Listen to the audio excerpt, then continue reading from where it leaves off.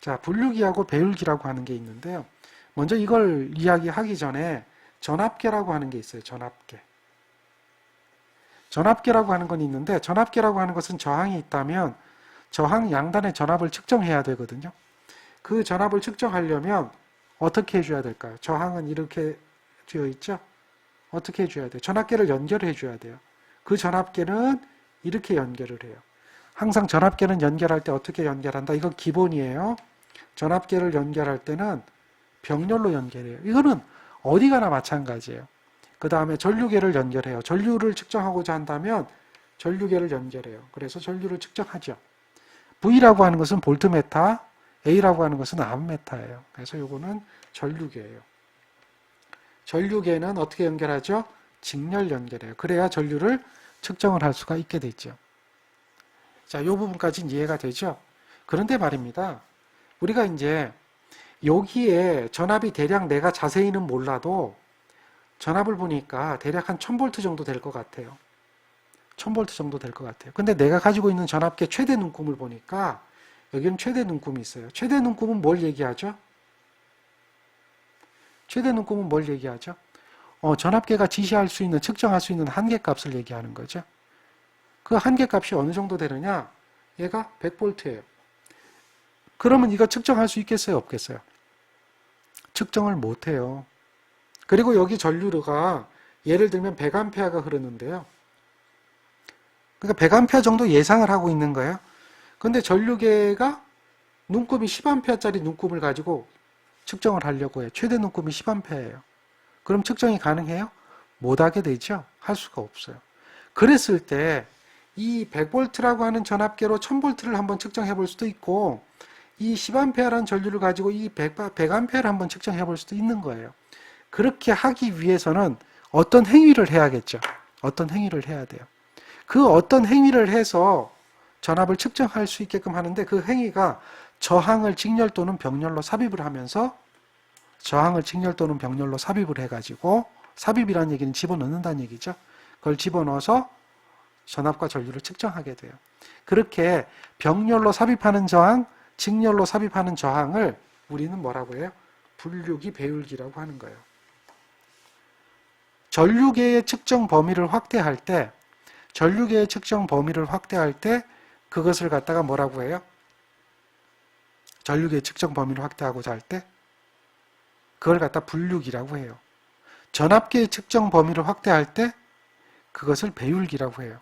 그러니까 전압계의 측정 범위를 확대하기 위하여 전압계에다가 저항을 연결해요. 또 전류계의 측정 범위를 확대하기 위하여 전류계에다 저항을 연결해요. 걔네들을 각각 분류기, 배율기라고 하는 겁니다. 이제 이해가 되셨죠? 정의가 그겁니다. 네. 따라서 자, 지금 요거 한번 보세요. 문제를 보세요.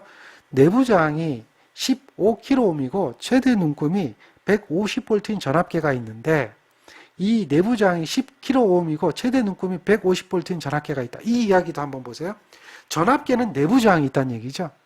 전류계도 내부 저항이 있어요. 그거 잘 기억하세요. 근데 같은 최대 눈금이 150V여도 내부 저항은 다르다는 얘기죠. 내부 저항이, 그러니까 최대 눈금이 150 똑같다는 얘기예요. 150 똑같아요. 그래도 내부 저항은 어떻게 돼요? 다르다는 얘기죠. 예, 이게 전압계예요. 전압계는 내부 저항이 같을 수도 있고 다를 수도 있어요. 최대 눈금이 같더라도 내부 저항은 어떻게 돼요?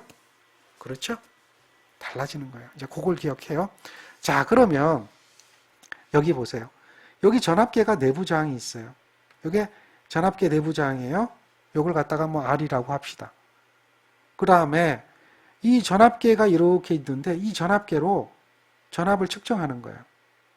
전압을 측정하는데 여기에 이제 전압이 이렇게 있어요. 이걸 측정해야 될 거 아니에요. 이거 측정해야 되는 전압이 V0예요. 병렬로 연결한 거죠. V0예요. 요거는 측정해야 되는 전압이 V예요. 근데 V0가 V보다 큰 거예요. 측정이 불가능하죠. 그래서 어떻게 해줘요? 측정을 하려면 여기다 저항을 직렬로 연결하는 거예요. 이걸 RM이라고 해요. RM이라고 해서 여기만큼의 요 저항만큼 V만큼의 전압이 걸리도록 해주고요. 전압계 최대 눈금만큼 여기는 어떻게 되죠? V0 마이너스 V만큼 여기에 걸리게 해주면 돼요. 그러니까 얘 전압이 크겠죠. 얘 전압보다. 그럼 이 저항이 어떻게 돼야 돼요? 커야 되겠죠. 이건 무슨 법칙이죠? 이건 무슨 법칙이에요? 여기 전압이 V면 V0 마이너스 V인데 이 전압이 이만큼 크다고 그랬으니까 당연히 여기에 걸리는 전압이 크겠죠. 그렇죠? 그러면 결국 뭐예요? 이 V하고 요 V0 마이너스에다 요 V 더해주면 이게 V가 나오겠죠. 이건 무슨 법칙인데? 이거 딱 보자마자 느끼는 법칙이 뭐가 나와요?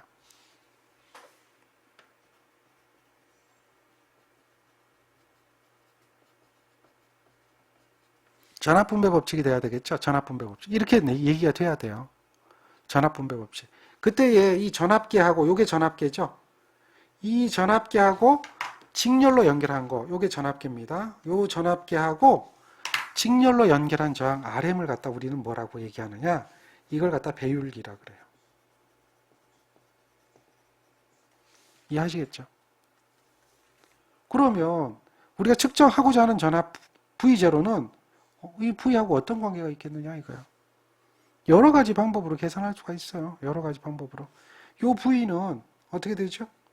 RM 플러스 R에다가 자기 거 R에다가 V0죠.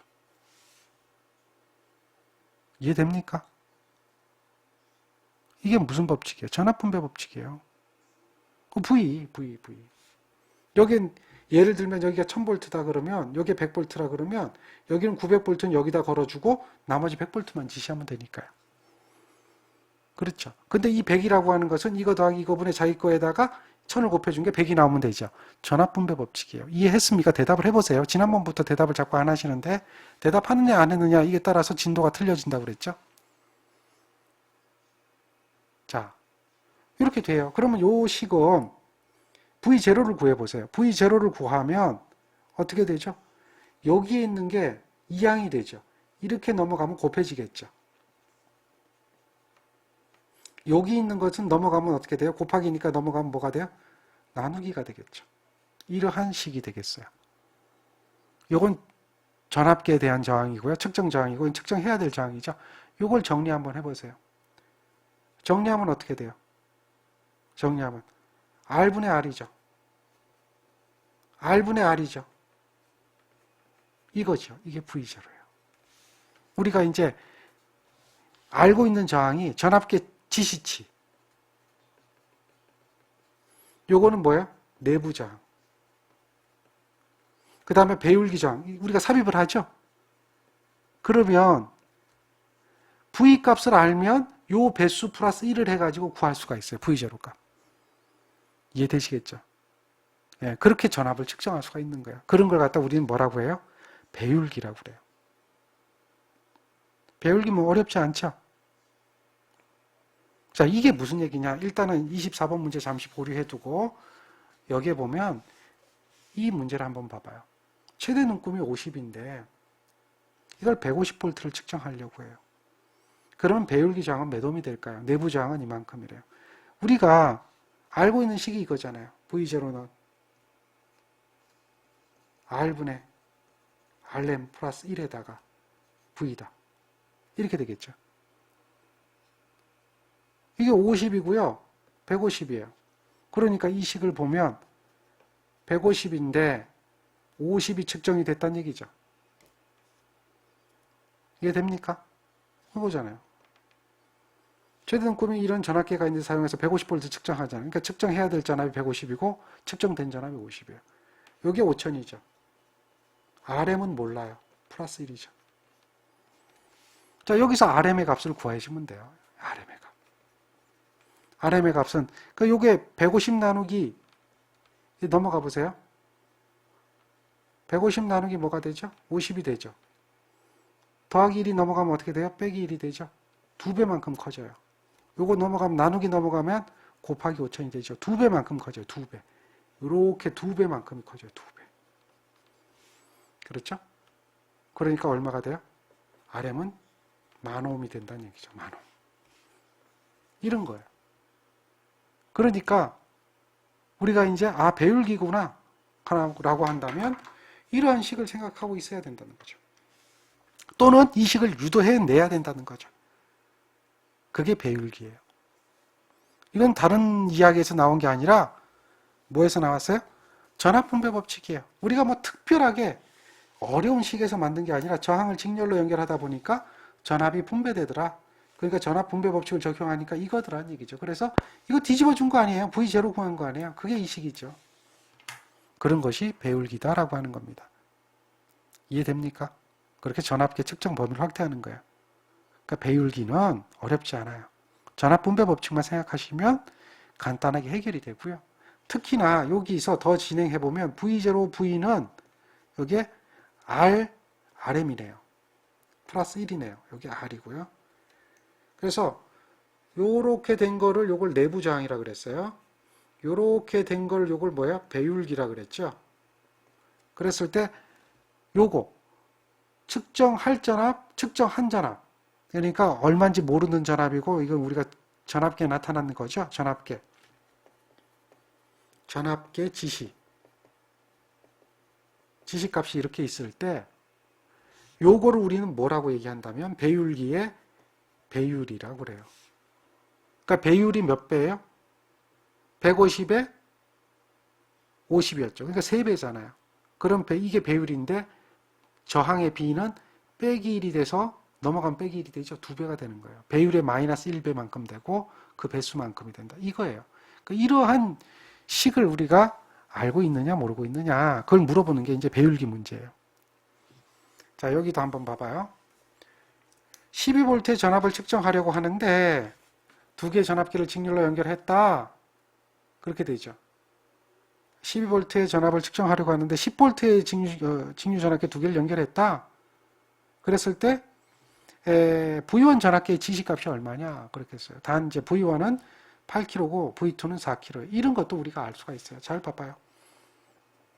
전압계가 두 개가 있어요. 이게 전압계예요. 이렇게 된 게 이게 전압계예요. 전압계가 두 개가 있는데 얘도 10V예요. 최대 눈금이. 얘도 10V예요. 여기 저항이 얼마예요? 8kΩ이고요. 여기 저항이 4kΩ이에요.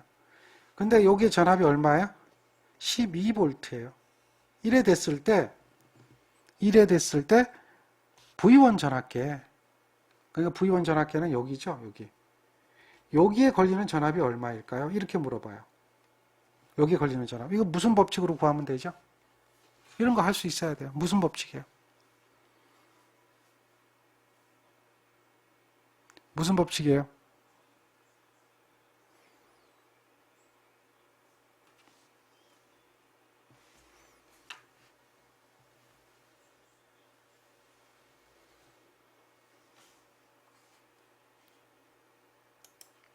무슨 법칙이에요? 얘기해 보셔야 되는데.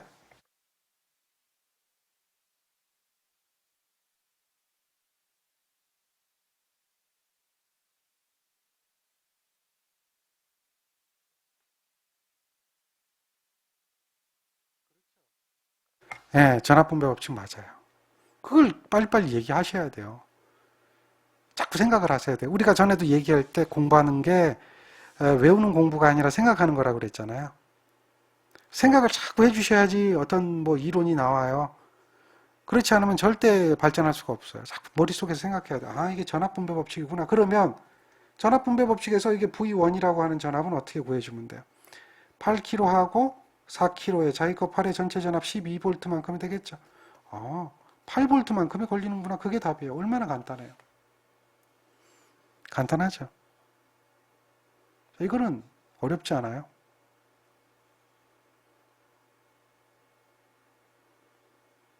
자, 또 보세요.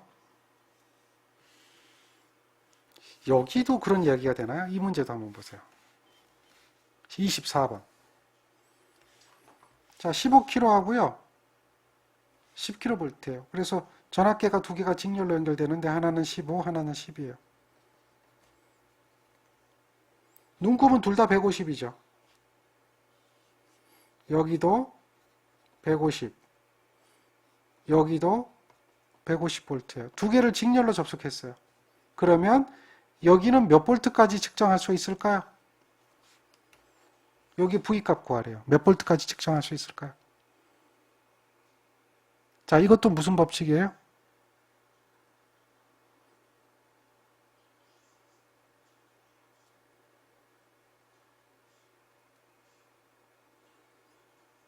이게 무슨 법칙이에요? 전압분배 법칙이에요. 이것도 똑같아요. 그게 나와야 돼요. 왜 얘기를 안 하는지 모르겠어요. 나와야 돼. 이렇게 생각해 볼 수가 있겠죠. 여기가 150을 지시할 때가 있고 여기가 최대 눈금을 지시할 때 있다. 두 개가 같이 연결한다고 그래서 300V가 답이 아니에요. 300V는 절대 답이 안 돼요.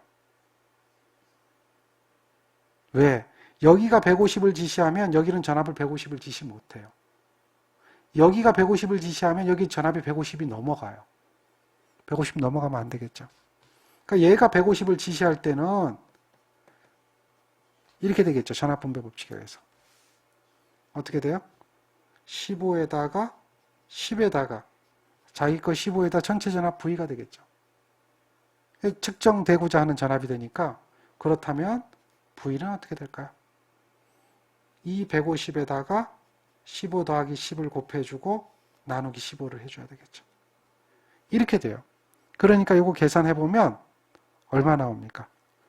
250이죠. 250V가 최대로 공급할 수 있는 전압이 돼요. 그러니까 무슨 얘기냐면 여기 250V를 공급하면 여기가 150이 되고 여기가 100V가 되는 거예요. 근데 여기 260이 되면 이게 150 넘어가죠. 측정 불가해요. 왜냐하면 최대 눈금이 150인데 150 넘어가게끔 가면 안 되죠.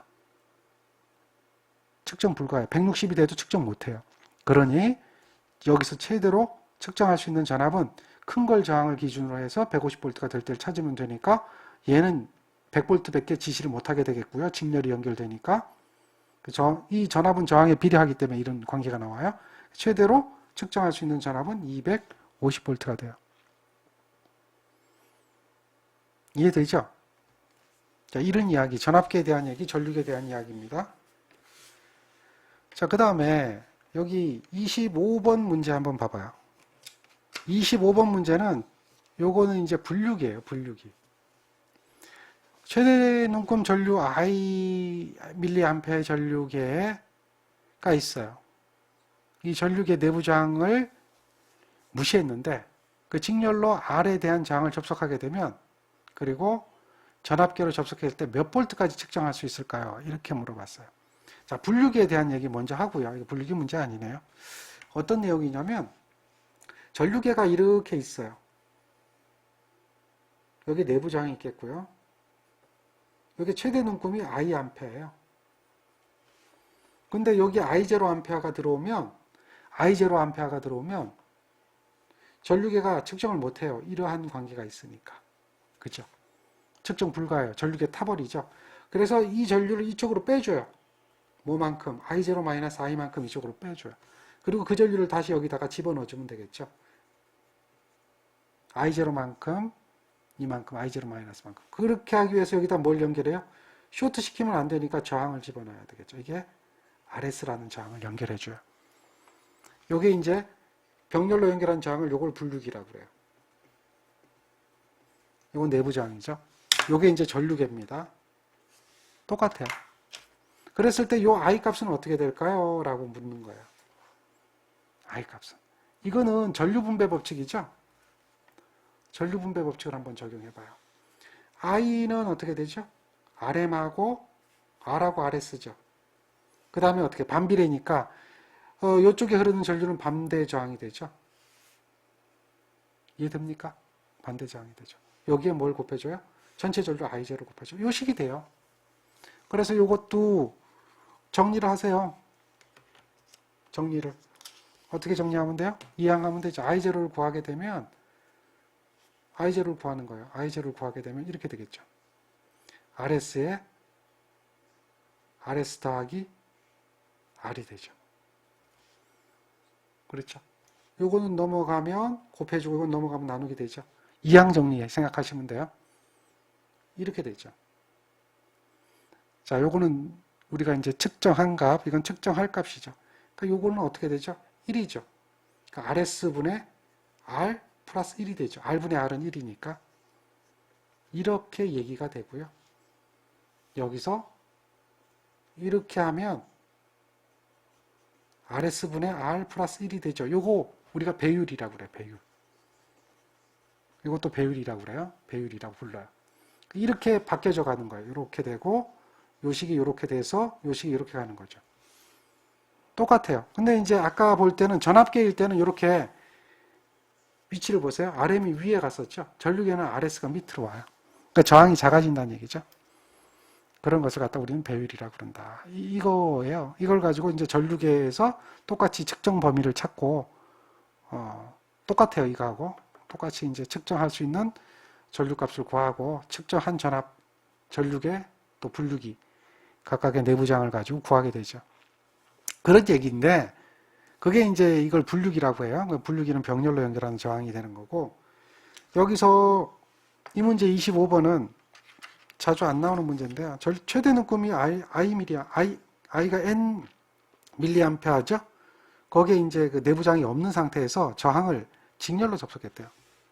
저항을 직렬로 접속했대요. 그러면 전압은 어떻게 될까요? 이렇게 물어봐요. 그 당연히 내부장을 무시해버렸으니까 저항은 하나밖에 없잖아요. R 킬로옴에 N 밀리암페어이기 때문에 전압 V는 어떻게 되죠? V는 RI예요. RI. 그러니까 전압 V는 R에다가 10의 3승 킬로니까 그렇죠. 플러스 3승이고 밀리는 N에다가 마이너스 3승이죠. 그러니까 이거는 RN이 되죠. RN. 그 전압은 RN이에요. RN. NR. 이걸 구한 거죠. 뭐 그런 얘기예요. 내부장이 없기 때문에 이제 이렇게 간단하게 구할 수가 있죠. 이거는 내부장 가지고 이제 우리가 분류기까지도 한번 생각해 본 거예요. 전류계는 전류계 측정 범위를 확대하기 위해서 병렬로 저항을 연결하는데 그 저항을 분류기라고 한다. 전압계는 이제 전압계 측정 범위를 확대하기 위해서 직렬로 저항 RM을 연결하는데 그것을 배율기라고 한다. 그래서 분류기, 배율기에 관한 얘기인데 뭐 이런 얘기들은 이제 한번 쭉 보시고 이해하시면 됩니다. 어렵지 않습니다. 가능하겠죠. 자, 이게 이제 직류기에서 여러분들이 풀어본 문제고요. 다음 2장의 교류에 대한 이야기를 하게 될 겁니다. 다이렉트 커렌트 다음에 알터네이팅 커렌트라고 하죠. 알터네이팅 커렌트라고 해서 교류에 대한 설명을 쭉 한번 해드릴게요. 자, 먼저 이제 정연파 교류의 발생 이렇게 되어 있죠. 교류 전압이 만들어진다라고 하는 겁니다. 교류를 발생할 때는 발전기가 하죠. 직류도 마찬가지예요. 이것이 발전기입니다. 이게 이제 교류 발전기인데 교류 발전기 명칭이 있어요. 이렇게 N극과 S극이라고 하는 것을 필드 마그네틱이라고 그래요. 뭐라고요? 필드 마그네틱, 즉 한자인데 우리말로 하면 이제 계자라고 불러요. 계자라고 그러고요. 계자는 N극과 S극이 있죠. 근데 이 계자는 영구자석을 쓰기도 하고 전자석을 쓰기도 하는데 일반적으로 뭘 쓰느냐? 전자석이에요. 전자석. 그리고 여기 안에 이렇게 코일이 있어요. 이 코일을 그냥 넣는 게 아니라 어떤 물체에다 넣어줘요. 그 물체가 뭐냐면 회전자라고 그래요. 회전자. 아마추어라고 해요. 아마추어라고 하는 회전자에다가 넣어줘요. 그리고 나서 이걸 회전시키면은 전압이 만들어지겠죠. 그 전압이 만들어지는 원리는 이걸 뭐라고 하냐면 전자유도 법칙이라고 그래요. 전자유도 법칙이라고 하는 것은 뭐냐? 자장 중에 이렇게 이제 자기장이 이렇게 있어요. 자기장이 있는 그 자기장 중에 자속을 쇄교하는 거예요. 자속을. 이게 자기장이에요. 이렇게 있으면 N극과 S극이 있는 이 부분이 자기장이에요. 우리 자장이라고 그러죠. 자장이라고 하고 그 중에 도체를 쇄교하면 여기서 도체가 끊고 지나가요. 이렇게. 쇄교라고 하는 말이 있어요. 이게 도체예요. 도체가 이렇게 있는데 이게 도체인데 이 자장과 수직된 도체를 갖다가 쇄교한다 그래요. 쇄교하면 이 도체는 뭘 만든다? 기전력을 만든다 그래요. 기전력을 유기한다. 이게 전자유도 법칙이에요. 그 전자유도 법칙은 dt분의 d파이예요. 그러니까 이 쇄교하는 시간이 있죠. 자속을 끊는 시간, 쇄교하는 시간에 대해서 이 도체의 자속이 어느 정도 변했느냐 d파이라고 하는 거죠. 그리고 이 도체가 몇 개냐에 따라서, 그리고 회전 방향은 그 기전력의 방향은 어떻게 되느냐, 이걸 이렇게 움직였을 때 자속의 방향이 나오고 운동 방향이 있고 뭐 다음에 기전력의 방향이 있겠죠. 마이너스 방향을 띄어요. 이건 이제 자기학에서 배우는 이야기인데, 기전력 1은 마이너스 n dt분의 d파이다. dt분의 d파이다. 마이너스 n dt분의 d파이다. 시간의 변화에 대해서 자속의 변화량을 우리는 그 발전기, 즉 이 도체가 만드는 기전력이다. 전자유도 법칙에 의해서 만드는 기전력이다. 이렇게 설명을 해요. 이러한 현상이 여기서 나타나는 거거든요. 다시 또 다르게 이야기하면 이렇게 이야기해 볼 수가 있어요. 이렇게. 이게 이제 코일이 있는데 여기다 검유계를 연결을 해요. 그런데 여기다가 자석을, N극이라고 하는 자석을 가깝게 가져가요. 이렇게 가깝게 가져가면 자속이 이렇게 진행하겠죠. 자속이 진행하면 d파이라고 하는 자속이 증가돼요. 그러면 코일이 어떤 역할을 해주냐면 원래 이 자속이 없을 때는 코일이 자속을 가지고 있지 않거든요. 그다음 외부에서 강제적으로 자속을 d파이만큼 증가시켜주면 코일은 스스로가 이거하고 반대 방향으로 스스로가 이 증가한 d파이의 자속의 반대 방향으로 마이너스 d파이만큼의 자속을 만들게 돼요. 이 마이너스 d파이만큼의 자속을 만들려면 코일은 스스로가 여기에 전압을 유기해야 되는데요. 그 전압이 여기에 뜨는 거예요. 그 전압은 얼마만한 크기인가? 시간당 변하는 자속의 양하고 같다. 그리고 이 코일의 감원 횟수가 몇 번이냐? 그것에 비례하고 회전 방향은 원래 자속의 반대 방향 마이너스 d파이만큼이다 라고 이야기하는 게 전자유도 법칙이에요. 자, 전자유도 법칙 이해하시겠습니까? 이런 현상이 여기서 나타나는 거예요. 즉 이거는 뭐죠? 자속과 도체의 쇄교. 자속을 도체가 끊는 거죠. 또는 자속을 도체가 끊는 거 아니에요. 반대로 얘기하면 도체를 자속이 끊는다 이렇게 얘기할 수도 있는데 자속과 도체가 쇄교하는 거예요. 뭐라고요? 전자유도 법칙이에요. 자, 전자유도 법칙에 대해서 이해하셨습니까?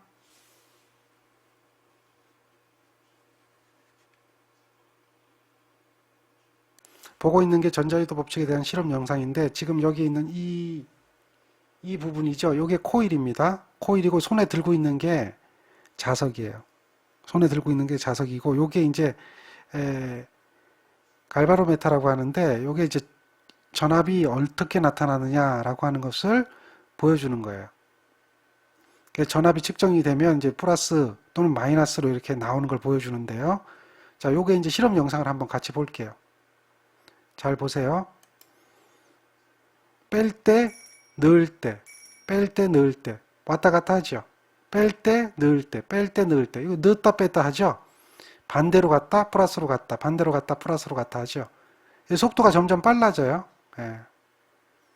요게 전자유도 법칙이에요. 빨리 움직이면 빠르게 움직이죠. 예. 자, 전자유도 법칙 이해하셨어요?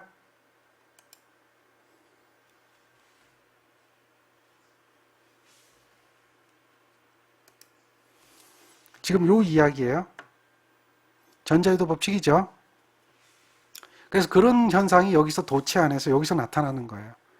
그러면 이 부분에서 아마추어가 있고 그 아마추어 안에서 도체를 집어넣어요. 도체를 집어넣고 이걸 회전시키면 여기에 있는 자속을 이 도체가 끊어요. 이렇게 끊는 거예요. 회전하면서 끊죠. 회전하면서 끊어요. 근데 이제 아까 우리가 이제 이걸 잘 봐요. 이렇게 했을 때 넣었다 뺐다 했을 때 이 전압계의 눈금이 어떻게 됐죠? 이렇게 눈금을 보면 눈금이 제로에 있다가 이쪽으로 갔다 0이 됐다 이쪽으로 갔다 0이 되죠. 범위로 움직였잖아요. 플러스로 갔다 마이너스로 갔다 그러죠. 이거를 그래프로 표현하면 어떻게 표현이 되죠? 한 번은 플러스로 갔다가 한 번은 어떻게 돼요? 마이너스로 가죠. 그렇죠. 이런 형태가 나와요. 이게 순간적으로 변하는 게 아니죠. 순간적으로 이렇게 갔다 이렇게 오고 이렇게 갔다 이렇게 오고 하는 거 아니잖아요. 그죠? 분명히 어떻게 돼요? 이렇게 갔다 이렇게 가죠. 한 번은 이렇게 갔다 한 번은 이렇게 갔다. 이걸 계속 반복하죠. 넣었다 뺐다 하니까. 이해하시겠어요? 자, 그게 왜 이런 커브를 나타내느냐? 이 커브를 나타내요. 이게 이제 사인의 커브거든요. 사인 곡선이에요. 사인 곡선을 나타내느냐? 이게 이제 정연파 교류라고 하는 거예요. 요거에 대한 이야기를 좀 더 자세하게 배울 때는 전기기기에서 배울 겁니다. 정연파라고 그래요. 이 정연파라고 하는 이 말이 사인인데요. 사인파인데요. 왜 사인파가 되느냐? 왜 사인파가 되느냐? 이 이야기를 하셔야 돼요. 사인파가 되는 것은 요 부분을 잘 보세요. 여기 지금 그림이 이렇게 그려져 있는데 이렇게 자속이 진행하고 있고요. 자속이 진행하고 있고 도체가 여기 있어요. 그래서 도체가 어떻게 돼요? 이쪽 방향으로 직각 방향으로 회전 속도가 진행하죠. V 메타/세크로 속도로 회전을 하고 있어요. V 메타/세크로 속도로 회전하고 있으면 이 속도는 둘로 나눌 수가 있어요. 이렇게. 벡터 분리를 할 수 있다 그랬죠. 벡터는 분리할 수 있다고 한 거 기억나시죠? 공학 기초에서 배운 거. 그래서 이렇게 벡터가 둘로 나눠지죠. 둘로 나눠질 때 여기도 마찬가지죠. 이쪽으로 갈 때도 벡터가 둘로 나눠져요. 이렇게 나눠지고 이렇게 나눠져요. 똑같은 이야기예요. 그랬을 때 이 부분은 자속하고 이 부분은 자속하고 나란한 성분이에요. 그리고 이 부분은 자속하고 어떻게 돼요? 쇄교하는 성분이에요. 그러면 기전력을 만드는 성분은 자속하고 나란한 성분이 아니라 자속하고 쇄교하는 성분이 기전력을 만들어요. 이해하시겠습니까? 이때에 자속과 이루는 각도가 있어요. 자속과 이루는 각도. 그 각도를 봐야 돼요. 각도를. 자, 직각이죠. 자속하고 이건 나란하잖아요. 그럼 자속과 이루는 각도는 어떻게 되느냐 이거예요. 각도는. 이렇게 보면 이 부분은 무슨 각이에요? 이 부분은 각도잖아요. 이게 자속과 이렇게 이루는 각도잖아요. 이게 이렇게 돼 있잖아요. 그럼 이 부분은 이렇게 보면 코사인 성분이죠. 그러니까 V 코사인 세타는 쇄교를 하지 않고 나란한 거예요. 그러니까 기전력을 만들지 않아요. V 사인 세타는 이 부분이죠. 각도가 이렇게 돼 있으니까 이 부분이죠. 여기 세타, 여기 세타죠. 여기 사인 세타 성분은 자속을 어떻게 해줘요? 쇄교하는 성분이에요.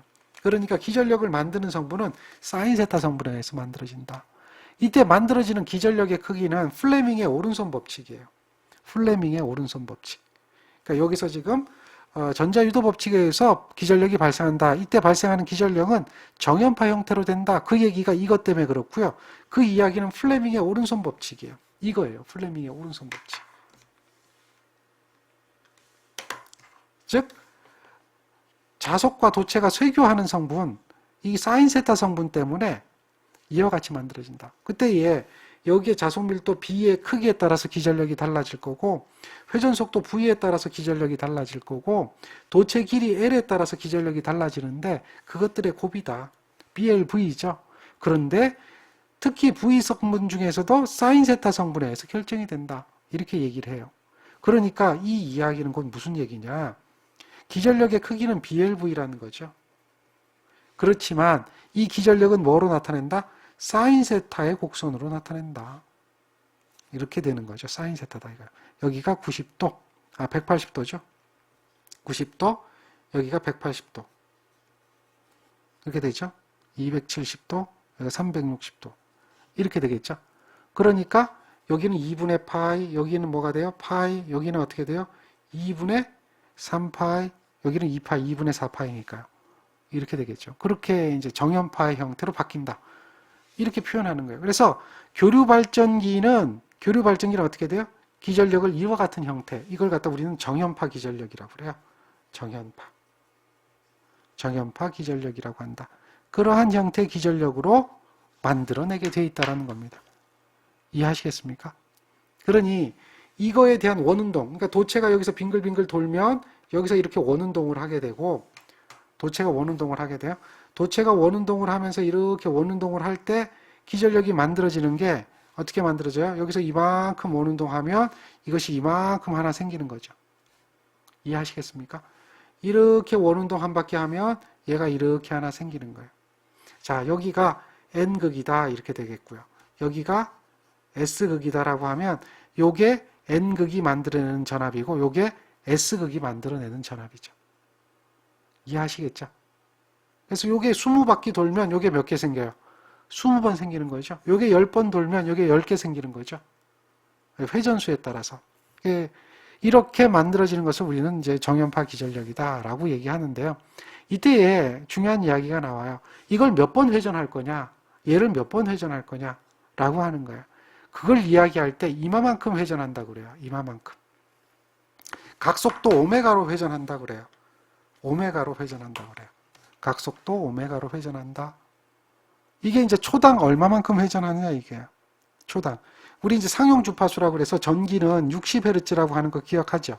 혹시 뭐 많이들 봤을지 몰라. 전기 우리 상용 전기는 60Hz예요. 그러니까 오메가로 회전했다는 얘기는 얘가 377 오메가 377이거든요. 377만큼 회전했다는 얘기예요. 라디안 퍼 세크로. 이마만큼 회전할 때 주파수가 60Hz가 발생된다. 이렇게 얘기해요. 아, 오메가가 뭐냐? 이제 이런 이야기도 우리가 알고 있어야 되는 이야기가 되겠죠. 자, 지금 여기서 하고자 하는 이야기는 다른 이야기는 아니에요.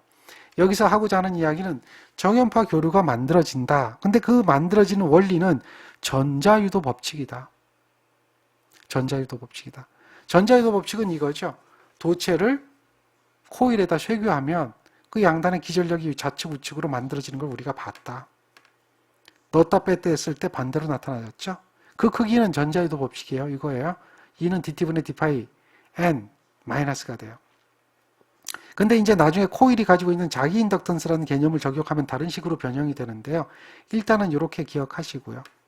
이것이 회전하는 도체에서도 나타날 수가 있다. 그래서 도체가 회전한다. 또는 뭐 도체가 이렇게 그냥 자장 중에 수직으로 내려왔다. 이렇게 가정을 해도 dt분의 d파이가 만들어진다. 근데 이제 이거를 수직으로 끊는 것이 아니라 이제 어떤 그 원기둥 속에다가 삽입을 하고, 원기둥을 뭐라고 해요? 회전자라고 그러죠. 원기둥 속에다 삽입을 하고 원기둥을 빙글빙글 돌려주면 이 도체가 회전하죠. 지금은 이렇게 도는 걸로 돼 있으니까 이렇게 회전하죠. 이렇게 회전하게 되면 얘가 어떻게 돼요? 이렇게 된단 말이야. 그러면 벡터가 분리가 돼서 사인 세타 성분이 기전력을 만든다. 얘가 여기 있을 때는 어떻게 되겠어요? 기전력을 제일 많이 만들겠죠. 제일 많이 만들겠죠. 그렇죠? 다 뭐니까? 쇠교하니까. 그지만 여기 있을 때는 어떻게 돼요? 이렇게 직각 방향으로 작용하니까 벡터가 이거 하나밖에 없으니까 얘는 기전력을 하나도 안 만들겠죠. 얘는 여기 있을 때는 기전력을 다시 어떻게 돼요? 최대로 만들 거고, 여기 있을 때는 기전력을 하나도 안 만들 거고, 여기 있을 때는 적당히 만들고 적당히 안 만들겠죠. 그게 이제 사인 세타하고 똑같은 거죠. 회전하면서 기전력을 제일 많이 만드는 지점이다. 반대로 제일 많이 만드는 지점이다. 하나도 안 만드는 지점이다. 그러니까 이렇게 보면 지금 하나도 안 만드는 지점, 요걸 생각해 보면 여기가 1번이라고 하면 여기가 1번이 되는 거예요. 여기가 제일 많이 만들었다 라고 하면 여기가 제일 많이 만든 지점이 되겠죠. 상황상으로 봤을 때. 그렇죠. 그러면 여기 S극인데 그러면 여기가 1번이 되겠네. 그러면 요거는 N극이라고 보면 여기가 1번이고 여기가 2번이 되겠죠. 그럼 여기 2번이 되는 거예요. 여기가 3번이면 여기가 3번이 되죠. 4번은 여기죠. 4번은 여기. 제일 많이 마이너스로 만든 지점. 다시 1번으로 다시 오죠. 1번. 여기까지, 그죠? 이렇게 와서 제일 많이 만들고 다시 1번으로 오잖아요. 다시 1번. 그렇죠? 그게 반복하는 거예요. 다시 2번으로 가고. 이것을 계속 반복하면서 기전력을 만든다. 이렇게 사인 형태로 만들어지는 기전력. 이거를 그래프로 나타내면 이것이 되는데 사인 형태로 만드는 기전력. 이것을 갖다 우리는 뭐라고 해요? 정연파 교류라고 한다. 정연파 교류. 이제 정연파 교류가 무슨 이야기인지 알아들으셨어요?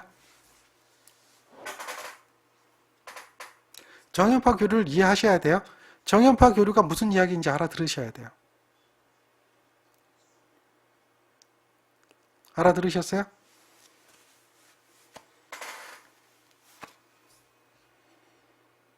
자, 우리 이제 발전기가 이런 걸 만들어요. 그러면 발전기에 대한 개념, 이런 것들이 필요할 거예요. 아, 발전기가 뭐다. 직류 발전기는 어떻게 생겼다. 이게 이제 우리가 공부를 해야 되는데, 자료를 좀 찾아봤는데요. 나중에 이제 전기기기에서 배울 거예요. 이건 직류발전기, 교류발전기에 대한 차이점인데요. 이걸 한번 보세요. 요게 보면 구조가 보여요. 요 안에 있는 게 이제 회전자고요. 바깥에 있는 게 고정자예요. 이게 나중에 설명을 다시 드릴 거예요. 요게 전기자예요, 요게. 이게 이제 그 회전자라고 부르는 거예요. 요게 지금 사선으로 조금씩 내려와 있고 선이 쭉쭉 그어졌죠. 이게 도체가 들어가는 홈이에요. 직류기인데 교류기도 그렇게 생겼어요. 단지 요게 틀릴 뿐이에요. 여기 있는 이거는 이제 뭐라고 되어 있냐면 요걸 정류자라고 하죠. 그게 없는 것 뿐이에요. 교류기는. 요게 이제 요 안에 들어가는 홈에 도체를 집어넣는 거예요. 요거는 계자예요. 그리고 요 안에는 보상건선이라고 하는 게 있는데 이건 나중에 기기 때 배울 거예요. 정류자고요. 이걸 좀 보자는 거죠. 그러니까 이러한 회전자에다가 요게 요 안에 들어있는 거예요. 요 부분에 회전자에다가 권선을 감는다. 그리고 그걸 회전시킨다는 거죠. 그게 발전기다. 무슨 얘기인지 이해하시겠죠? 그 개념으로 적용을 하시면 돼요. 그리고 여기서 만들어지는 게 요 안에 보면 요거잖아요. 요게 슬립링이라고 그래요. 슬립링. 슬립링이라고 하는 걸 연결하면 이 AC를 만들어서 AC를 끄집어내요. 근데 요게 이제 정류자하고 브러쉬를 연결하면 DC로 나와요. DC로. 차이가 그런 게 있어요. 자, 일단은 교류가 어떻게 만들어지는지 우리가 기억을 했고요. 만들어지는 기전력의 파형이 이랬다는 걸 우리가 알 수 있어요. 자, 그러면 이제 회전 속도가 몇 회전 시킬 거냐라고 하는 것이 우리가 기억해야 될 이야기예요. 그게 이제 라디안이고요. 라디안 퍼 세크라고 하는 게 있어요. 이게 라디안이라고 하는 거 우리 배웠죠. 각도를 표시할 때는 호도라고 하는 걸 쓴다고 그랬죠. 호도라고 하는 걸 쓴다고 그랬죠. 도수법이 있고 호도법이 있는데 호도라는 단위를 써요.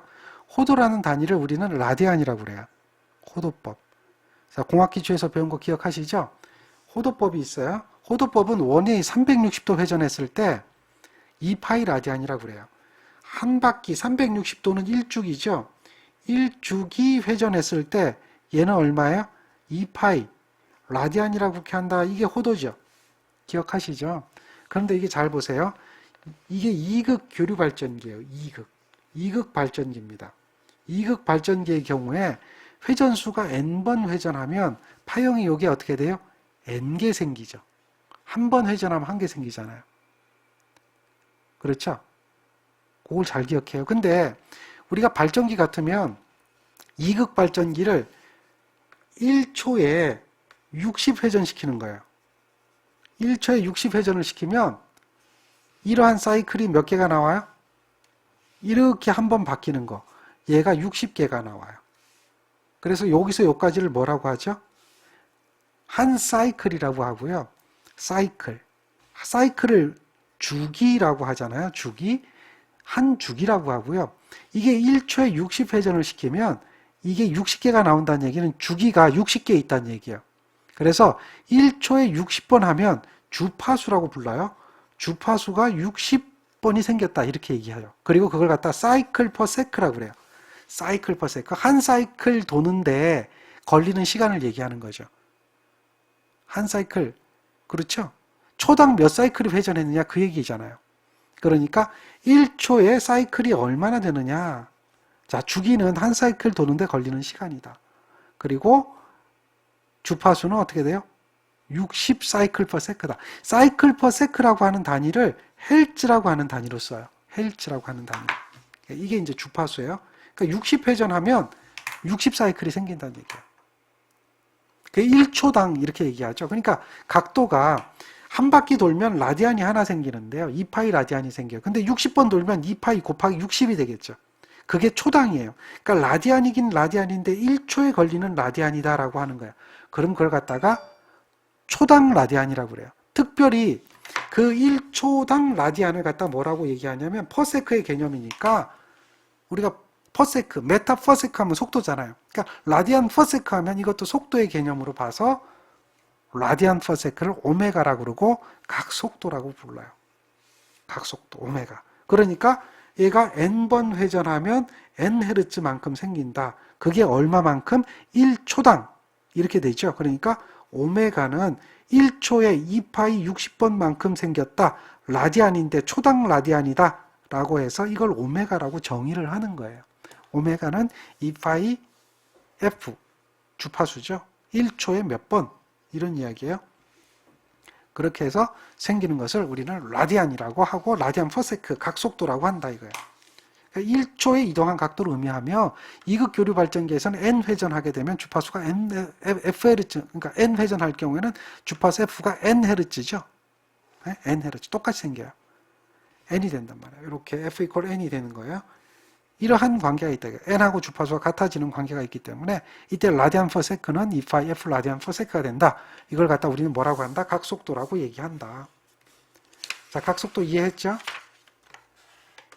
각속도.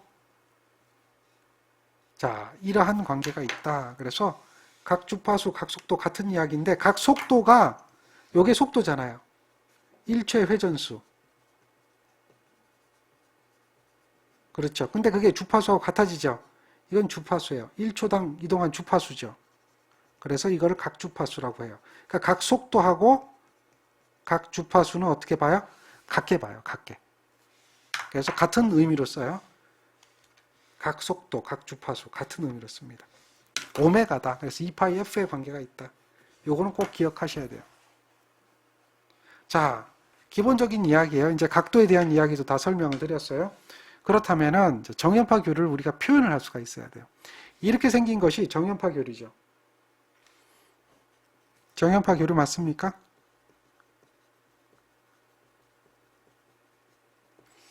그렇죠. 이게 사인이에요. 사인이란 얘기는 정연파 교류란 얘기는 사인 0도일 때는 0이에요. 사인 30도일 때는 얘가 2분의 1이 돼야 돼요. 다음에 사인 45도일 때는 얘는 얼마예요? 2분의 루트 2가 돼야 돼요. 또는 루트 2분의 1이 돼야 돼요. 다음에 사인 60도일 때는 얘는 얼마가 돼야 돼요? 2분의 루트 3이 돼야 되고요. 사인 90도일 때는 얘는 얼마 돼요? 1이 돼야 되죠. 이 조건을 만족할 때, 이 조건이 아니면 안 돼요. 이 조건을 만족하는 거예요. 만족하는 파형. 이러한 조건을 만족하는 파형을 갖다 우리는 뭐라고 해요? 사인파라고 그래요. 그러니까 여기서 정연파 교류라는 얘기는 이 조건을 만족한단 말이에요. 그러니까 여기서 이만큼 되어 있다면 여기에 각도가 30도가 된다면 요 전체 값의 최대값이 얼마예요? 2분의 1, 0.5 되는 거죠. 여기가 1이라면 0.5가 되는 걸 만족해야 그게 사인이 되는 거예요. 모양만 비슷하다고 그래서 사인이 아니에요. 모양만 비슷하다고 그래서 사인이 아니라 이것이 만족돼야 사인이 된다. 그러면 여기에서 이렇게 정점을 달하는 값이 있을 거예요. 여기도 정점이 되겠죠. 마이너스 값. 여기도 플러스 정점이죠. 이렇게 정점에 있는 값을 우리는 무슨 값이라고 하냐면 그 값을 최대값이라고 불러요. 최대값은 어디에 있어요? 정점에 있어요. 이건 마이너스도 최대값이에요. 요러한 점, 요러한 점, 요러한 점이 최대값이에요. 그럼 이걸 수학으로 표현하면 최대값이 만약에 100이라면 100 사인의 오메가 t라고 하면 요게 100이 되는 거예요. 여기도 얼마예요? 100이 되는 거예요. 이해되겠죠? 그게 100이 되는 거예요. 그리고 30도일 때는 50이 되는 거예요. 여기가 30도일 때 여기가 얼마가 돼요? 50이 되는 거예요. 그게 정연파예요. 이해하시겠습니까? 그래서 이렇게 파형을 나타냈는데 요게 VM이다 라고 한다면 얘는 어떻게 돼요? VM 사인의 오메가 t라고 표현할 수 있는 거예요. VM 사인 오메가. 이게 VM이니까 최대값을 갖다가 우리는 뭐라고 하자? 그 꼭대기에 있는 값을 VM이라고 하자. 그러면 이거는 VM 사인 오메가 t가 되는 거야. VM이라고 하자 그러면 VM 사인 오메가 t가 된다. 자, 이 오메가 t가 돼요. 근데 벼랑간 오메가 t가 어디서 나왔나 이런 이야기 하죠. 여기 분명히 세타인데. 자, 이걸 설명을 드릴게요. 무슨 얘기냐면 우리가 이제 기전력을 만들었을 때 BLV라고 그랬죠. 기전력 2는 어떻게 돼요? BLV가 돼요. 근데 이게 V 사인 세타죠. 이걸 그림으로 그리면 사인 세타 커브죠. 이렇게 되면 여기가 BLV가 돼요. 여기도 BLV가 돼요. 그리고 요게 이렇게 바뀌는 세타예요. 여기 세타가 돼요. 이해되시겠죠? 그래서 VM이 BLV가 돼요. 그러면 얘는 어떻게 되냐면 V는 BLV 사인 세타다 해서 이게 어떻게 되죠? VM의 사인 세타로 표현해요. 이해되겠죠? 자, 이게 이제 정연파예요. 근데 세타는 뭐냐면 라디안이에요. 라디안이에요. 그럼 오메가는 뭐냐면 라디안 퍼세크예요. 라디안 퍼세크예요. 그럼 두 가지의 관계식을 한번 써보면 이렇게 쓰겠죠. 라디안 퍼세크에 세크를 곱하면 라디안이다. 이게 얘기가 되겠죠. 세타 라디안은 오메가가 이거죠. t다라고 할 수가 있어요. 라디안 퍼세크에 세크를 곱해준 것이다. 그러니까 오메가는 단위가 라디안 퍼세크죠. t는 단위가 세크죠. 그러면 요거 약분하면 라디안이 되잖아요. 그러니까 결국 무슨 얘기냐면 세타 이퀄 오메가 t라는 관계가 성립하게 되고요. 세타 대신에 뭘 넣는 거예요? 세타 대신에 VM의 사인의 오메가 t라고 넣는 거예요. 세타 대신에. 이해되시겠죠? 그러니까 사인 세타가 사인 오메가 t가 되는 게 세타 이퀄 오메가 t가 되는 거죠. 그런 관계가 성립하기 때문에 그래요. 그래서 이와 같이 정연파 교류가 만들어지면 이렇게 표현을 하는 거예요. 그 이야기가 이거예요. 이렇게 돼 있으면 이게 VM이라는 거죠. 그리고 이게 오메가 t라면 오메가 t로 표현되는 거예요. 근데 세타 이퀄 오메가 t의 관계가 되기 때문에 이와 같이 표현했다. 그래서 이렇게 표현하는 것을 정연파 교류의 표현 방법이라고 얘기를 하는 거예요. 그런데 요게 잘 보세요. 요거는 각에 의해서 변화가 되고 그 크기가 결정이 됐는데 요거는 시간에 의해서 변화가 되고 그 크기가 결정이 되죠. 그래서 이러한 값을 특별하게 우리가 불러요. 이러한 값을 특별하게 불러요. 무슨 값이라고 하냐면 시간에 따라서 변한다라고 그래서 이런 값을 뭐라고 해요? 순식 값이라고 그래요. 시간이 얼마에 따라서 막 변하는 거예요. 이 값을 갖다 뭐라고 해요? 순식 값이라 그러고 여기에 있는 VM의 값을 뭐라고 불렀어요? 맥시멈이잖아요. 맥시멈. 여기에 있는 값, 여기에 있는 값이죠. 여기에 있는 값, 여기에 있는 값, 여기에 있는 값이죠. 그 값을 뭐라고 불렀어요? 최대값이라고 했죠. 최대값이 사인의 세타에 대해서 사인의 오메가 t에서 변하는 거죠. 그러니까 이것을 우리는 뭐라고 해요? 최대값이라고 불러요. 이해하시겠죠? 정연파 교류를 표현하는 거예요. 정리되겠습니까?